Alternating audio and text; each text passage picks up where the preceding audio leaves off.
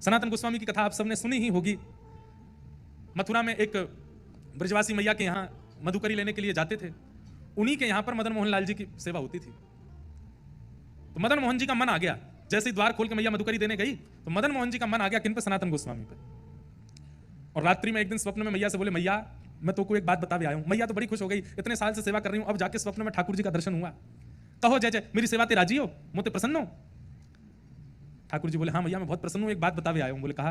बोले कछु दिना में आप प्रस्थान करवे वारी हो। मैया बोली, ये बताने स्वप्न में आए हो आप? इतने साल की सेवा में आप कभी प्रकट नहीं हुए और अब जाके प्रकट हुए तो मेरी मृत्यु की तिथि बताने आए हो?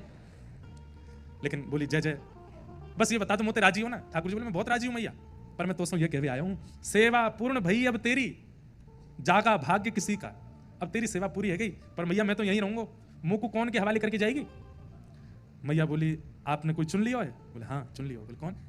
बोले सुबह से बाबा आवे मधुकरी मांगवे, वही बाबा मुझको बढ़िया लगो, भैया दे दे मुझे, वही के पास जाऊंगा। अगले दिन जब सनातन गोस्वामी आए तो मैया ने मधुकरी देते ही कहा, बाबा मेरे ठाकुर जी स्वप्न में आके कह के गए आपसे सेवा करानी है। बाबा ने ठाकुर जी को देखा, भीतर मंदिर में विराज रहे थे घर में। बोले, मैया आपके ठाकुर जी को देख करके मुझे इतना सुख मिलता है, सोने का मुकुट पहनते हैं, क्या जड़ी के वस्त्र पहनते हैं, 56 भोग लगाते हैं, छोटी सी कुटिया में रहता हूं, एक टिक्कर बना करके मधुकरी की पाता हूं, 22 घंटा भजन करता हूं 24 घंटे में से। ये राज घराने के ठाकुर जी मेरी कुटिया में कैसे रहेंगे?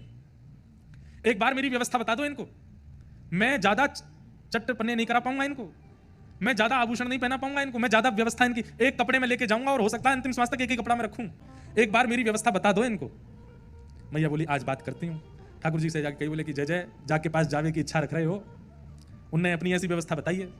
रात्रि में मैया सो गई, ठाकुर जी फिर से सपने में आए, बोले मैं राजी हूँ, मुझे जरूरत ना है, पर मुझको वही के पास जानो है।